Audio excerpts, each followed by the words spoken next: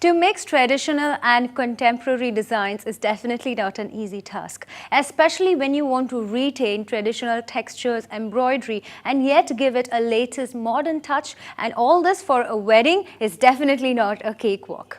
Nandini Bora is one such designer who keeps it a point to retain her Assami designs in her collection. Well, let's meet her on our next segment, Rendezvous Counter. Hi, I'm Nandini. I'm a fashion designer. I'm based out of the green valleys of the state of Assam. I specialize in the weaves of the Northeast. They are woven, hand woven, and they are based on silks of Muga, Eri, and Pat, which is also called the mulberry silk. These are the areas I specialize in. We also deal with the royal motifs of the Far East, which are very much indigenous, which are not at all, it's not seen in the other part of India and the world. So as a native of Northeast, I want to highlight the weaves, the golden weaves of Assam and the royal motifs of Assam.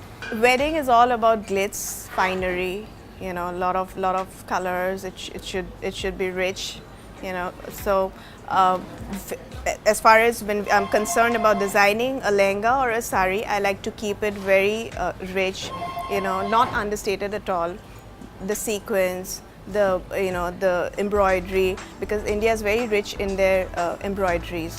So we try and incorporate a lot of that in it so as to make it very rich and very beautiful in its own terms. Fashion is just not about wearing this particular dress. It's also about the whole person. The person needs to look the aura of the person needs to come out when with the dresses. So yeah, that's what we keep in mind. She shouldn't be stressed out. The designer who's designing should know exactly what the bride wants, so that when she's finally wearing the garment, she should be happy about it. If there is this bride from Punjab, I try and incorporate a different cultures altogether in the design. Suppose I take inspiration from, say, Assam. So I fuse the motifs for this bride, which is very interesting because it is very different from the kalamkari of Punjab, or the katha from Calcutta, West Bengal.